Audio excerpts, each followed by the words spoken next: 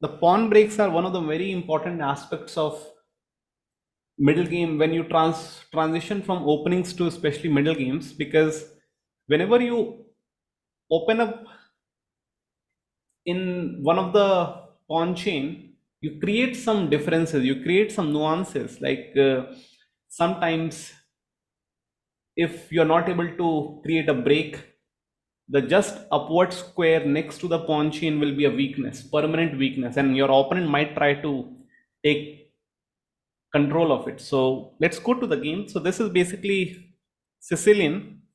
And why have I chosen Sicilian? Because whenever the D pawn gets exchanged with the C pawn, and usually in this game black plays E5, in that sense the D5 square becomes a critical weakness for black.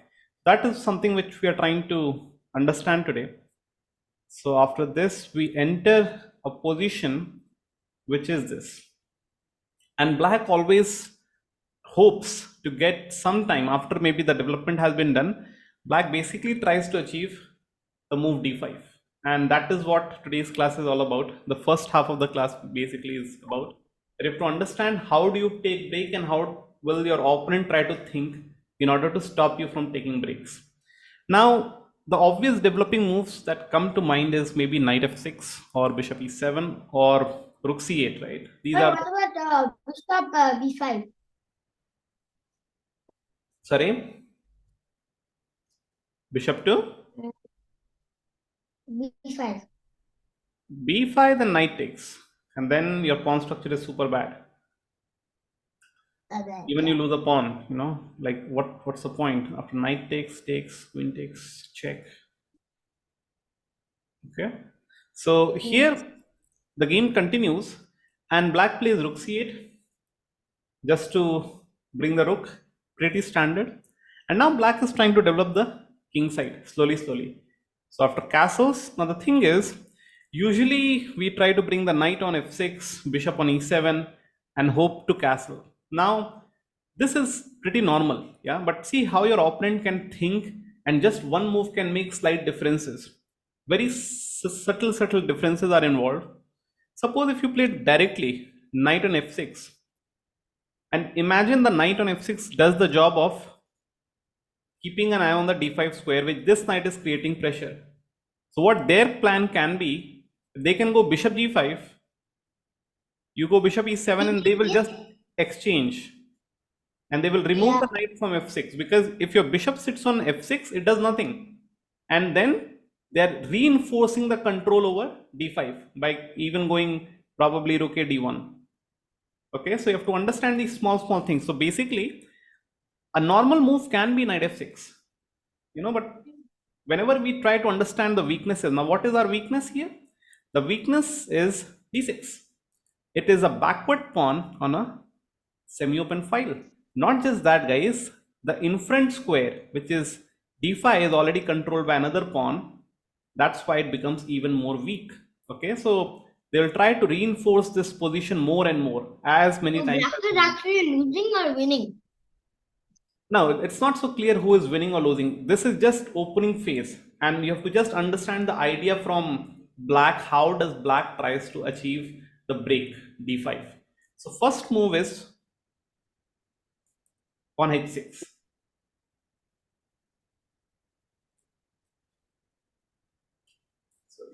Now what's the point of pawn h6? To stop bishop d5 altogether. And now the knight is just about to come on f6, so no problems. And now knight to e2. And now this is very, it may sound interesting, but it's very common way to develop. Now what they are hoping for is, they're trying to go knight to c4 and then knight to e3. Why? Because both the knights will try to put pressure on which square, which we are seeing so many times, the d5 square. So eventually they're trying to not allow you to take the break. So that's the whole point of knight e2. And the thing is, we now go for normal development, queen to c7. And now why not we are going for knight f6 or bishop e7? You have to understand these small nuances. If you just put knight f6 or bishop e7, whichever move, now you basically allow them to follow their plan. Now what is their plan? They want to go here, here, and they want to try to control d5. So after queen c7, what does black do? Black is not allowing knight c4 altogether, trying to control that square more and more. And something like, if you try to push the idea of knight c4 by playing something like b3, you blunder the c3 knight. So now black has to, again, because black has stopped this move for a while, black can now be in time to do development. So again, let's see what white plays. White plays, Sir, yeah, sir, can I go to drink water? okay. Okay.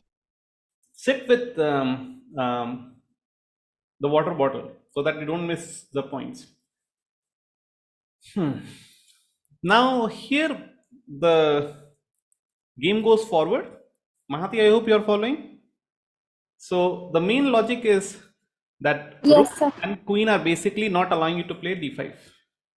And again, why they have played? Because white has understood that now knight c4 plan is not working. So why did white choose the move rook to d1? Now how will white try to apply the same idea but in a different method? Any suggestions? So eventually you have to start understanding their plans, slowly, slowly. So why is that? So that they're trying to go rook d1 because they're trying to maneuver the knight somewhere else. So they're trying to go for knight to f1 and knight to e3 again, and then probably knight d5 at some point. So bishop g4. Now basically the ideal move can be bishop e6 to control d5 more. But if you want to go bishop e6, why not just provoke? So black basically wants to provoke f3. Provoke f3 to weaken this diagonal, and maybe in some lines this can be some tactical points. I'll show you why this move is important. Bishop g4, provoking f3, and then bishop e6. The game continues, and now white has achieved knight on e3 to control d5, and we are also having two pieces taking care of d5. So the fight is all about d5. Bishop e7 and pawn to a4. A pawn a4 is basically an idea that they're trying to fix our pawn structure on b7 a6, not allowing to play b5 for black. So after castling, what does we want? We want to put this rook on d8, and then our pieces will be on like perfect squares. Like if just after a couple of moves, you'll see the pieces are on just perfect squares. But our problem has not been solved. Black's pieces are on perfect squares, that there's no doubt about that.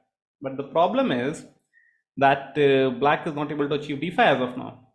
Now, you should also understand at the same time that this diagonal is slightly weak. Actually, the king is exposed. And in some lines, you should understand that your queen, which looks like a piece that is not doing anything, can help in going d5. Why? Because in some lines, if the queen goes on c5, it can be with check. At the same time, it will be controlling d5 square. That's why f3 move was important to provoke. The game, however, continues. King to h1. Now, king h1 is called prophylaxis. It's a prophylactic move, anticipating the threat of,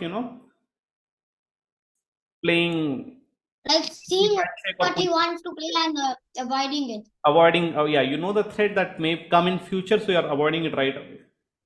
And now even bishop c4. Now the thing is, try to understand this. Both the knights are trying to gain control of d5, and our bishop is just defending it. And the knights are in attacking role, and we are in the defensive role here. So the roles are not so good for black. What black is trying is, after bishop c4, black is basically forcing exchange of pieces. Takes. And here bishop goes back because black is again trying to go for d5. And probably in some lines, black has the same plan, to remove the knight from here. So now guys, I want to ask you a question. Is it possible to go d5 as of now?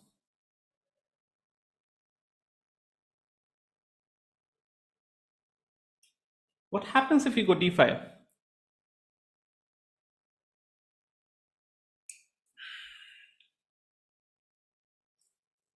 You have to think here. Now you have to, this is what you have to understand when to take breaks. So take your time here, take at least 2 to 3 minutes. Try to grasp the idea of some intermediate moves. Maybe you'll find some forcing lines, but if you find some intermediate moves here, you'll be able to understand. So who is Sir, the we can't. we can or we cannot? We cannot. Cannot. And why do you think is that? Mm, if the pawn push front, Okay. then the pawn will take, Pawn takes, and then you're and thinking then of knight we takes, take over right? knight. Yeah. That's the main thing. That's why I'm giving you 2 to 3 minutes to think. Mm. Basically, you have to see your pieces which are not doing much. So knight has a job, right? But what about the bishop? Bishop has no job right now. And this knight is there. I'm just giving the whole idea. So the point is, I'll give you a hint. If you go d5, ed, then can we not go bishop b4 first?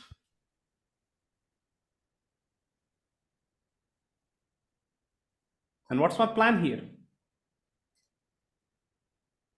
I don't get the point of bishop before.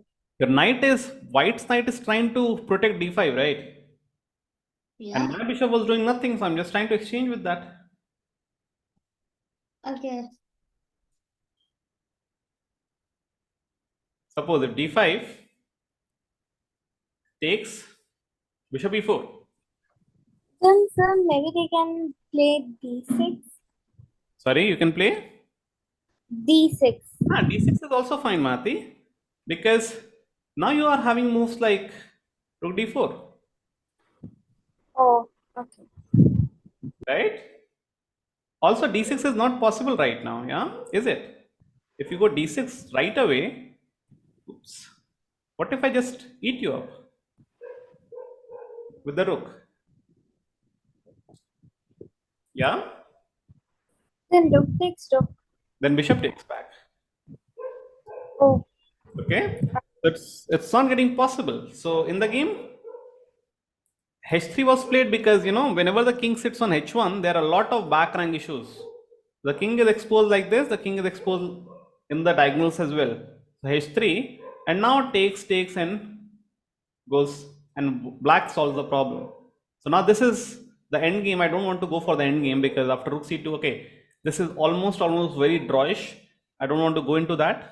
I am just trying to show you some of the other nuances. What happens if white tries some other ideas to stop d5. So is this clear that okay, after in this position d5 was the move that could have been played? So if you don't play d5 right now, then it becomes very difficult for you. Why?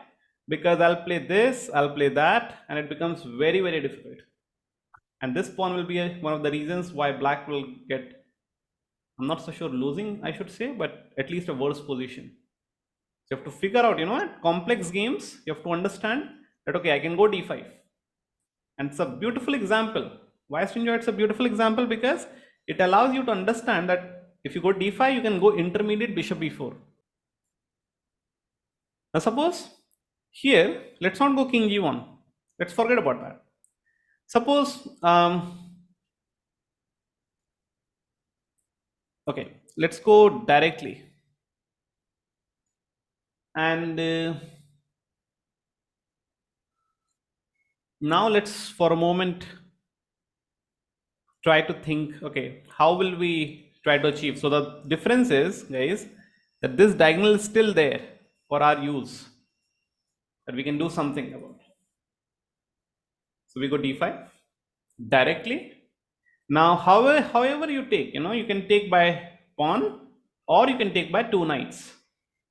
And you have to start understanding everything. Suppose if you take by the pawn. Now again, guys, can we find a good move here? So this is what always you have to understand. You played d5. There's Yes. a bishop before white. Oh wait, no, there's temple.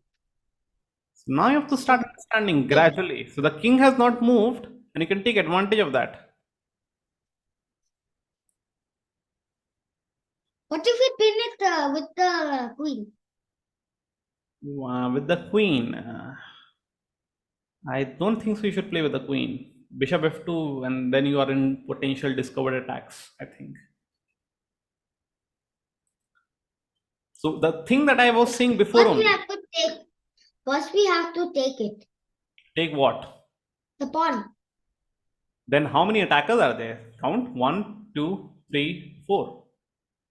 I mean, 3 defenders are there for the pawn, and you are having 1, 2, 3. So you'll be losing a piece for nothing.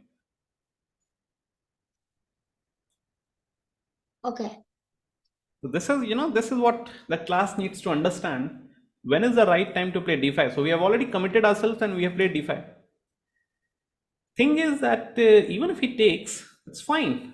So how can we use this diagonal? It's the same idea, guys. Same idea that now your bishop is useless, doing nothing, and there this knight is kind of potential defender of d5. So what is the move? Simple stuff. Bishop. Bishop C. Yes, Enjoy. You should have confidence and you should say it out loud so that the entire society in which you live can hear the move. Bishop I'm thinking c5. of bishop c5, but the thing is that bishop can the pawn can. Pawn cannot do anything. That's the main Oh theme. yeah, It's a pin. it's a Okay. pin. I didn't. So we Okay. can go bishop c5. And now king h pawn. And now why did we play bishop c5? To pin the to the take. And now we go here. Now it's winning again. Now I'm not saying it's winning or something. I'm just saying, Not like we can be yeah, even. It's equal. accomplished our achievement. Like Exactly. Exactly. So my main weakness was d6 pawn, and now I have removed the weakness, and black has achieved equality. Is it clear to you, Srinjoy?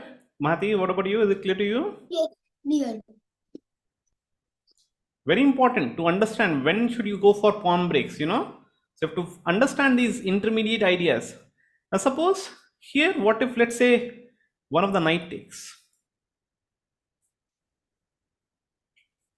Okay, now your queen is also under attack. So how can we go forward? Now you can take directly.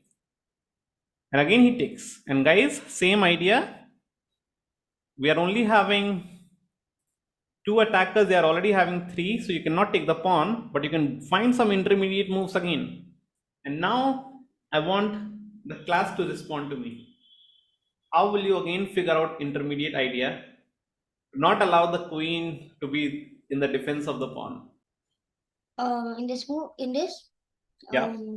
So you are not taking d5 right now because you'll be losing a piece. But you can block the queen's path. And the queen and rook won't be able to defend d5. Sir. Yeah, please go Bishop ahead. to c5. Correct. And the plan being? The plan being to go d4. Exactly. On point. Now, because you have understood one pattern, you are able to figure out the rest of the patterns, right? Yeah. But sir, I have a doubt in this one. Please. Instead of moving it, why doesn't he block with the bishop? Okay. Let me include a move.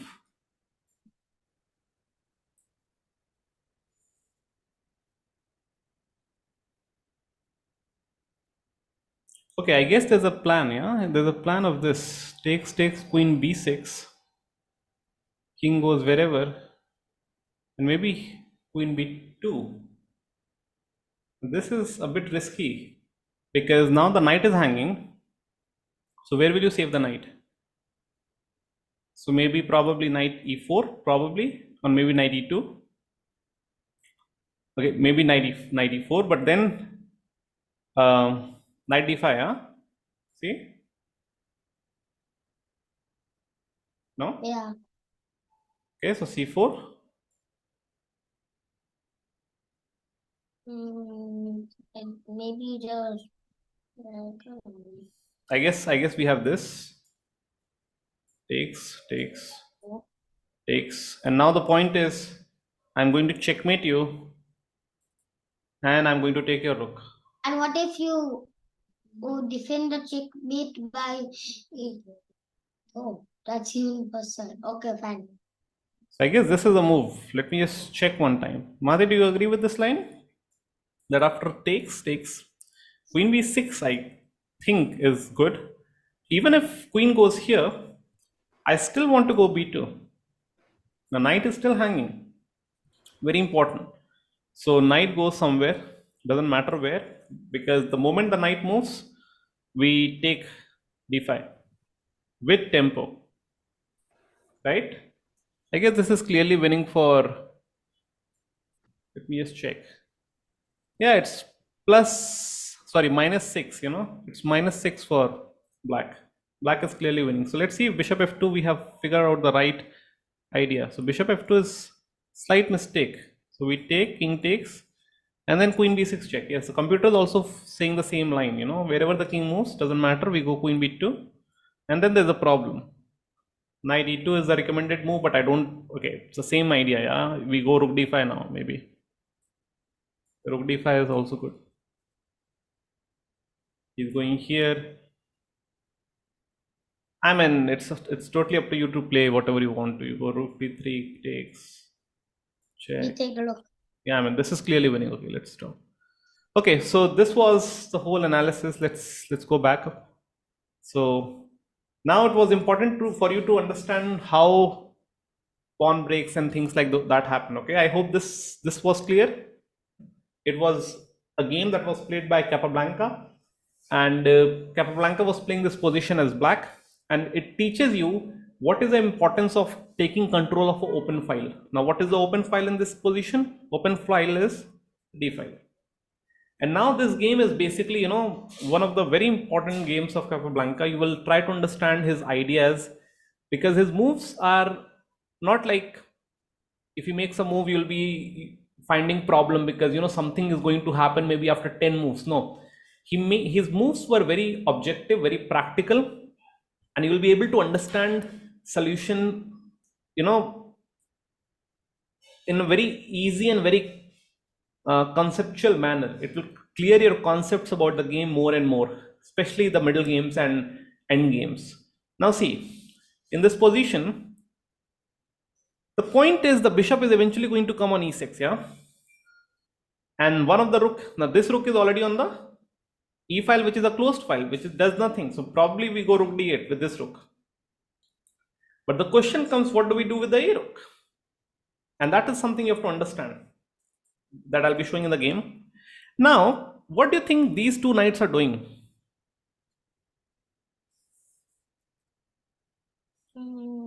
And this is something which I'll tell you just in 2 minutes. There's a term that is that was coined by Mark Dvoretsky. Have you heard of this No. person, Mark Dvoretsky? Mati, have you heard of Dvoretsky? He's famous personality in chess and famous for one of the very important things. I'm not really into chess history. So no, it's not history, it's present. So Dvoretsky's Endgame books are very famous. Everyone, whoever has to kind of work on the Endgames, it's recommended to work on Dvoretsky's Endgame books. And Dvoretsky has always talked about, actually he has written many books. So they are not just end games, they are also about middle games and things like that. Now he has coined a term which is called as superfluous pieces.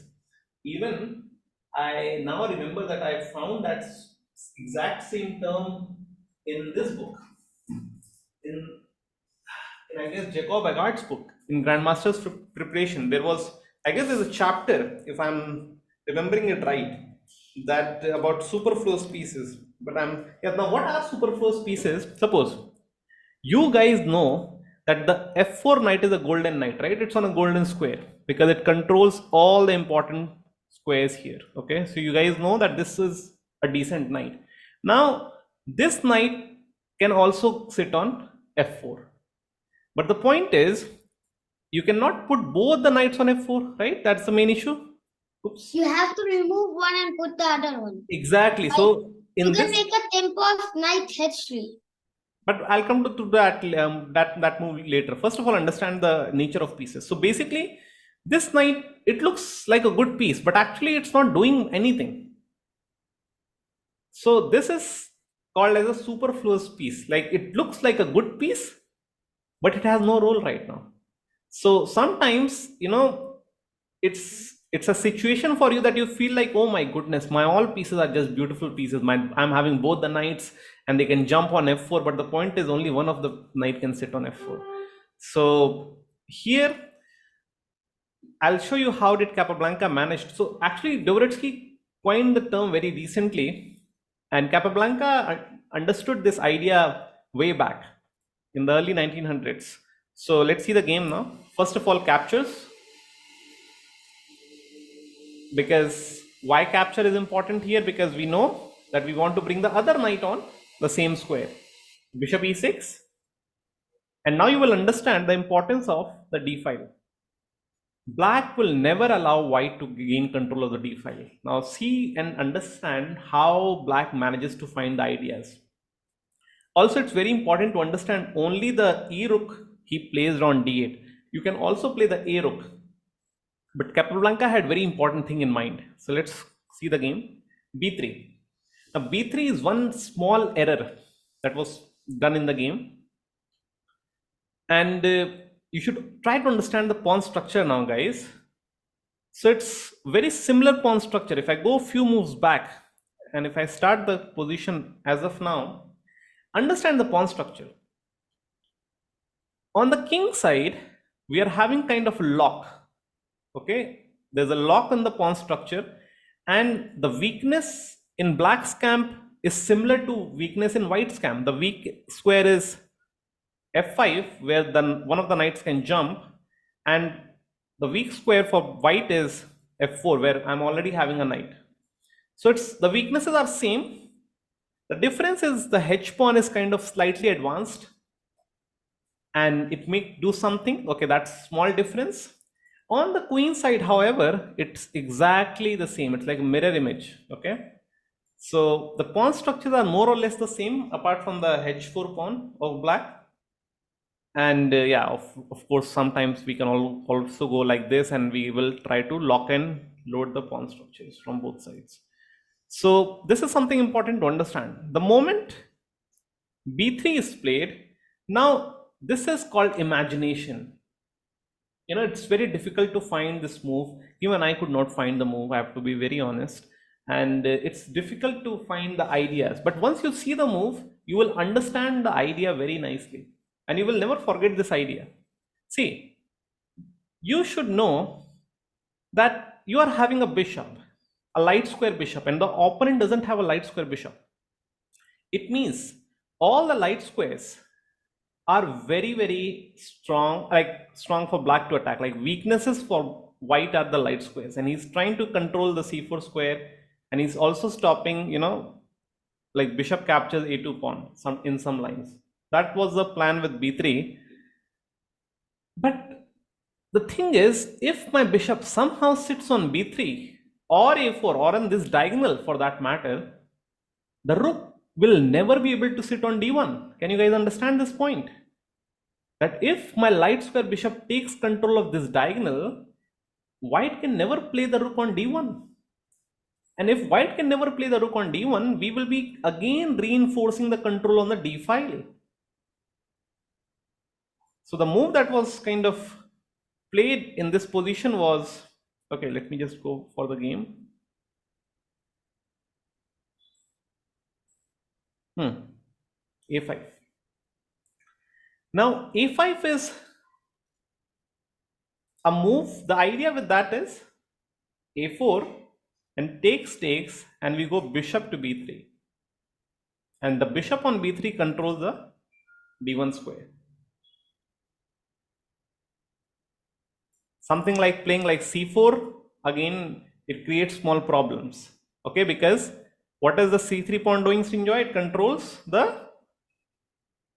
d4 square. And the moment you play c4, I can go rook d4 and I can play queen d8.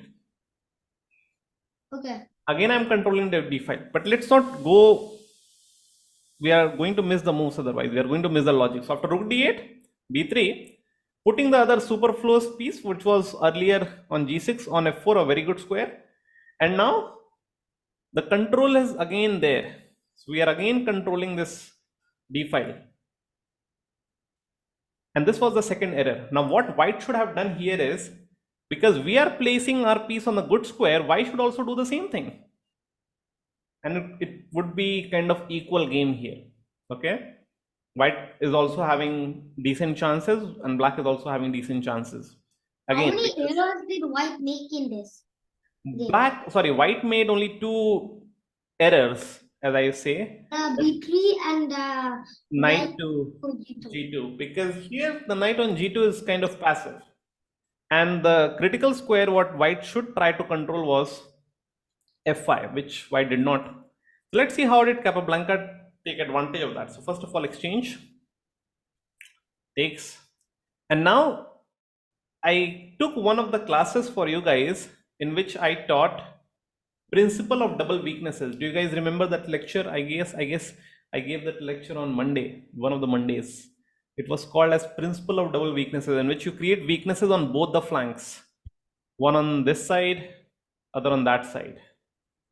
The point is, Capablanca will be making b3 square weak, and he'll be making ultimately this diagonal weak, and now he's also gaining control of this square, and the king is literally trapped on the back rank. See, imagine if the queen or rook is not getting here on the second rank, and if I'm able to play rook d8 or queen to a1, it's already a checkmate.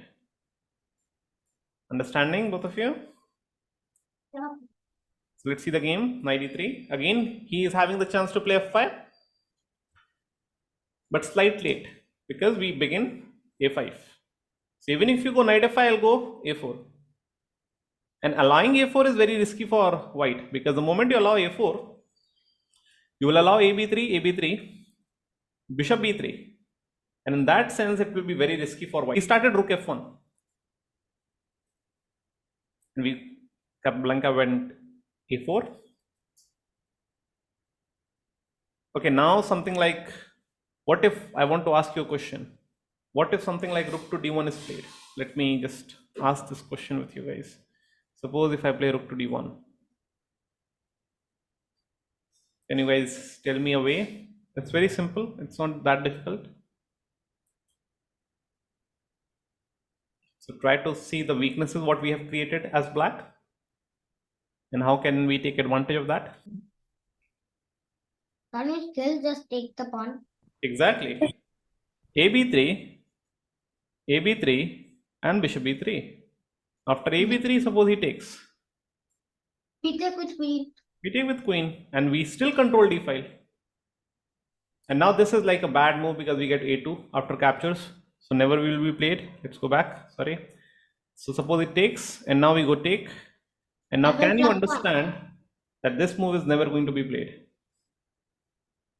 Okay. Because the bishop is there. Exactly. That is the whole idea.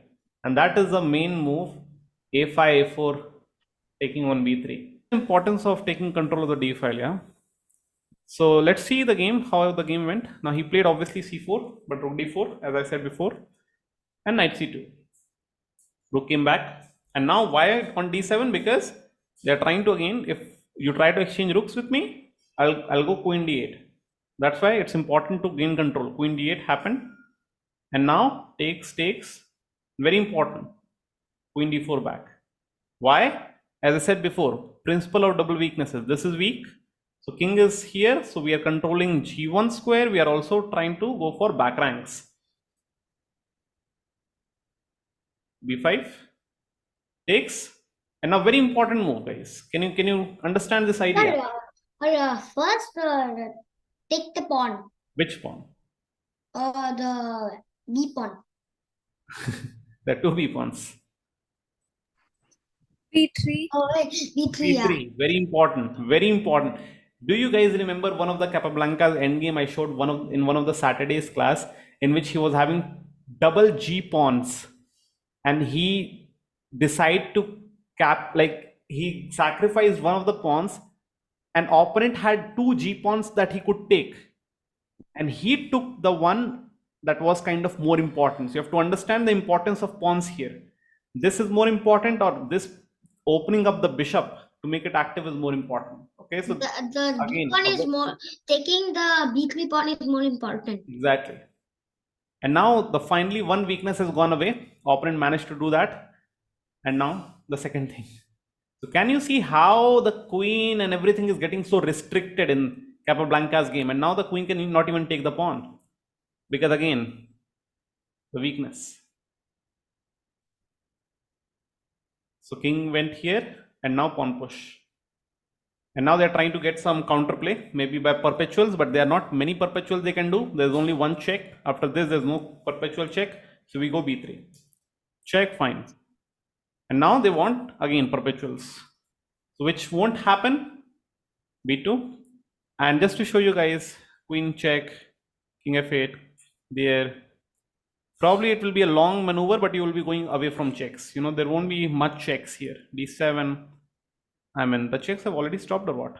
Okay, here I guess I can go for, okay, d6 computer shows. I like this. Okay, here okay, I go here, and the moment I reach c4 or something, you won't be able to give me checks. So where are more checks?